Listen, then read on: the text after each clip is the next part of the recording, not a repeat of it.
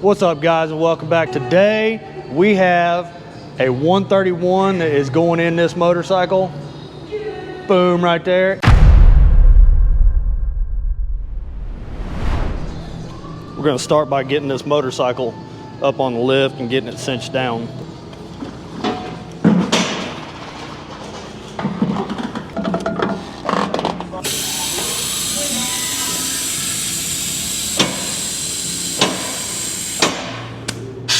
All right, so what we're gonna do is we're gonna get the footboard mount, engine mount off.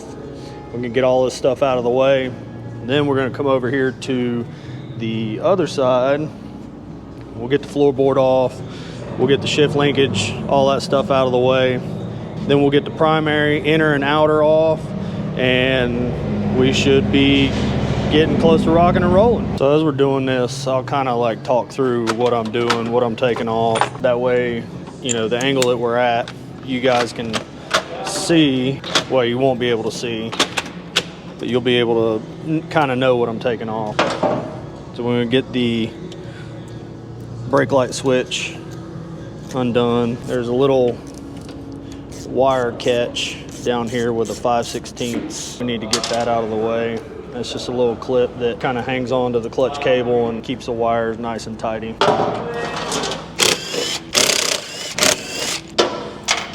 Once you got those bolts out, you just kind of swing this back out of the way. Go ahead and unplug your oil pressure sensor, sending unit sensor wire. We'll need to clip that zip tie. What kind of butt stuff are you doing? What kind of butt stuff am I doing? Oh, you know, just filming for Amy. So apparently our service riders have jokes too. I'm off tomorrow and I'm doing butt stuff. Take your plug wires, just kind of fold those back out of the way. All right, we're gonna move over here to the other side. All right, so now we're gonna work on getting the floorboard off, and then we can work on getting the primary off. I've pretty much drained all the fluids, I believe.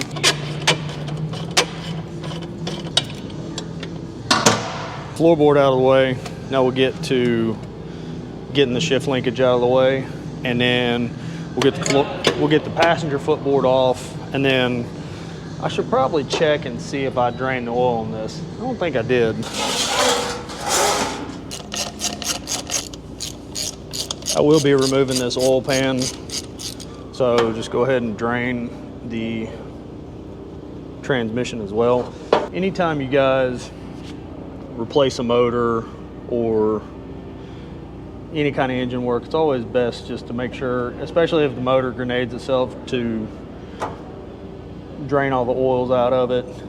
That way you got fresh oils going back in. But we're gonna get this stuff drained out.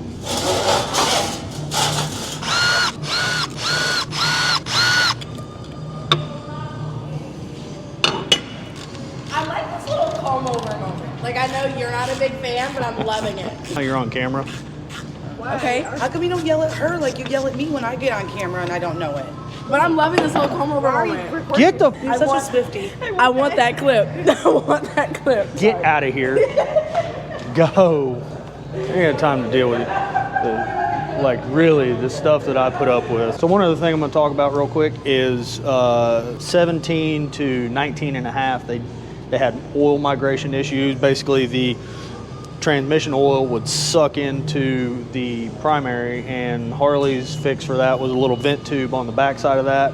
I'm sure there's other videos out there about that, but while I've got this apart, we're gonna go ahead and make sure this customer is taken care of for the long haul down the road. So I like to pull the shift linkage off completely. That way it's out of my way and I ain't dealing with it. You can always put that back on with a little bit of one drop of Loctite.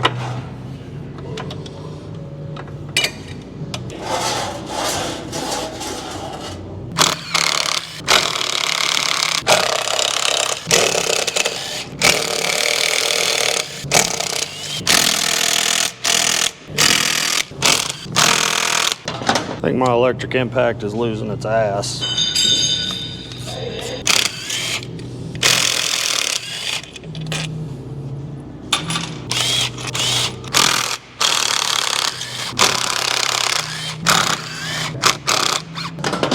Just leave out one bolt in there, kind of help you if you're ever taking the primary off.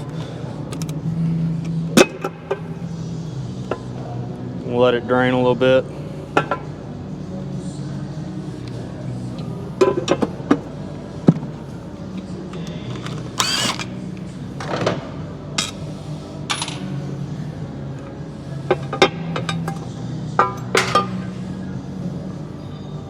I ain't got time to mess with you.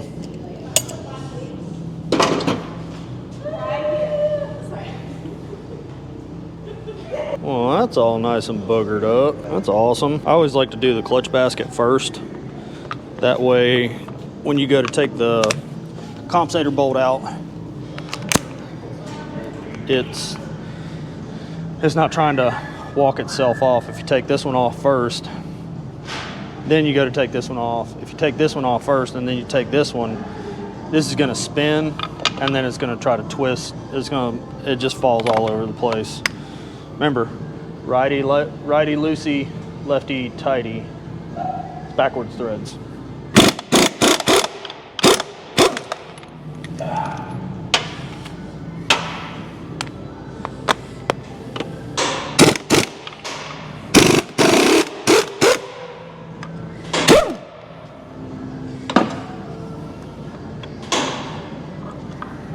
And then just grab that all out as one.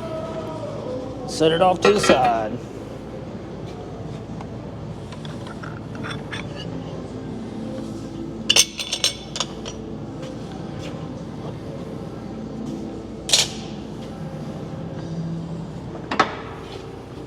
Remove these 5 bolts.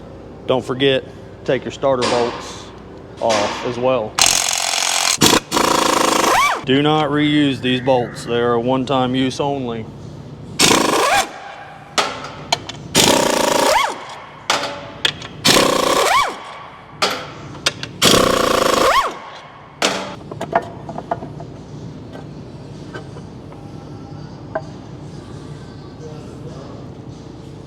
With the primary off, now we'll be able to get the rotor shell off, and then we'll work on getting the stator off itself. So I use a pair of Allen wrenches. There's 2 holes in here. Just get in there. Oh, that one's too big. That's what she said. And then walk it off. Don't drop it. Those bolts, stator bolts, are a one-time use only. And get in here, disconnect the stator wires going to the regulator. So to get these stator wires out, it's kind of a pain. So you kind of got to be gentle, but kind of manipulate it to get it out, because you can tear this up, and then obviously the stator's no good. So if you use a screwdriver to kind of push in that little locking nipple that kind of pops out, keeps it stuck in place as you're prying out, that typically aids in getting this stator out. Now if the stator's trash, I'll just cut it off, and in order to try to save one, you need to do everything you can to not damage it. And then put that somewhere safe where you don't damage the windings. The last thing you want is to screw that up. So we're gonna go ahead and get the kickstand, jiffy stand, whatever you want to call it. We're gonna get that off so that we can gain access to the motor mount bolt. We'll then put the tank bolts back in place, and we'll put a ratchet strap to support the transmission when we jerk this thing out of here. Some 11/16 on one side and a 1/2 inch on the other. Just kind of reach through and hold that while you're zipping this nut off.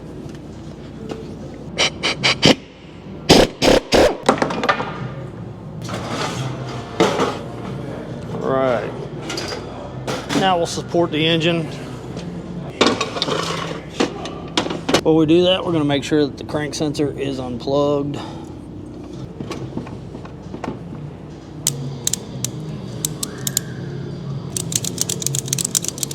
All right, so the motor's free.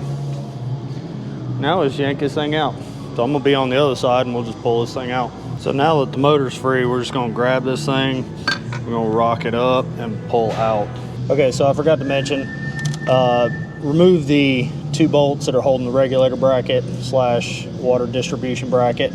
There's 2 bolts down here, so 4 in total. Just allow that thing to kind of move forward so that you can pick that motor out, up and out. So that's what we're gonna do now. Hey, look at that. And then what we'll do is I've got some protective tape. that we'll put here. We'll wipe all this down, get it kind of somewhat clean, replace this gasket, clean everything up, and we'll be ready to stick the other motor back in. Cleanliness is next to godliness. We'll put a new Christmas tree, zip tie it back in this thing. We're gonna pull the pan gasket. All right, let's get this pan off. I'm gonna break them all loose by hand, and I'll come back with my one or two of them, I believe.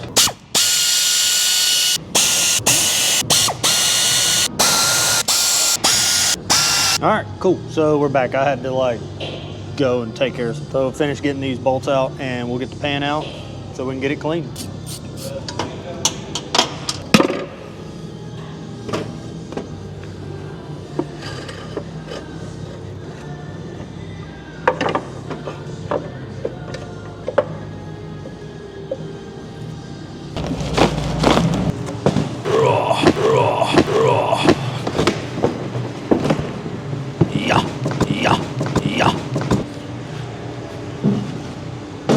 All right, so with the oil pan clean, we're gonna get everything prepped. You can see this has a baffle plate over the top, and then let me shine a little light.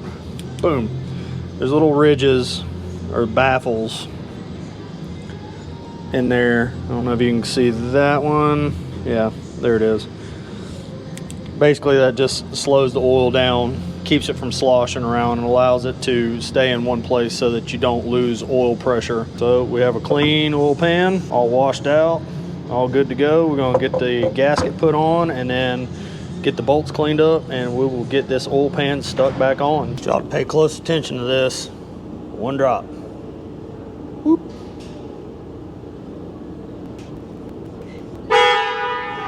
Horn. All right, so check this out. One other little tip before we throw this on there.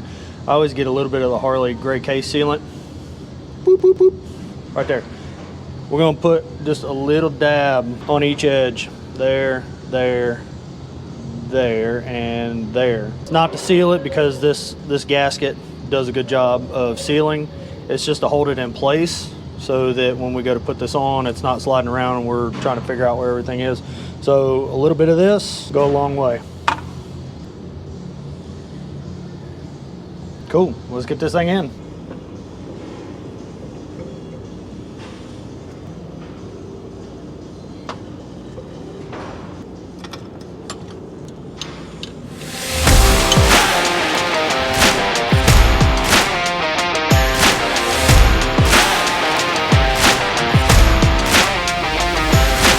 All right, so the transmission interface gasket, it's got two little nipples on it. Yeah, I said nipples. Got two little nipples, and this sets in the case, and it prevents oil from bleeding and allows the oil to transfer and feed and all that other good stuff. So we have that set in there. I'm gonna move my strap so that I can get this motor ready to go back in. We're gonna get this thing put in here. Okay.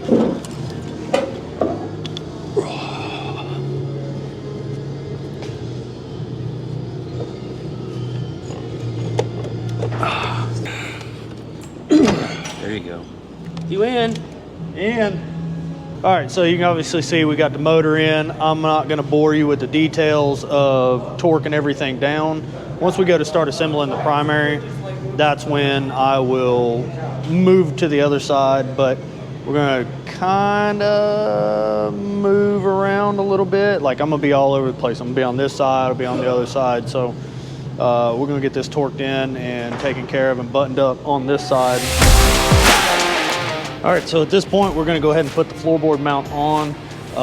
That way we can line up this rubber isolator. This rubber isolator, because it does have a little notch in it, rubber isolator mount, footboard mount thing, we'll get that installed and get that all kind of buttoned up. That way it lines everything up, and then we can go over there on the other side and torque it down.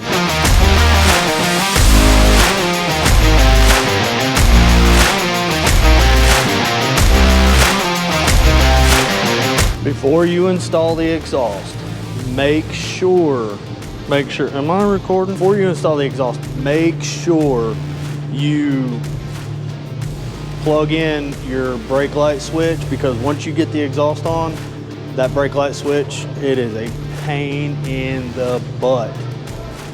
And I wish I knew how to do like the butt. So I just did it. So it's like pain in the butt. I don't want to deal with it. So do it now. That way you ain't gotta worry about it.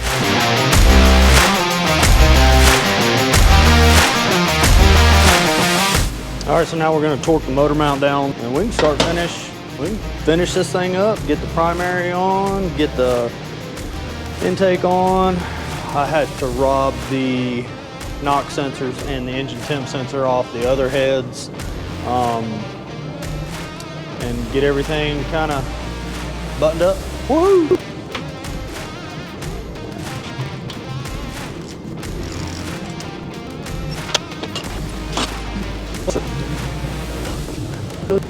Hey Brent, I need some stator screws, please. 3 of them.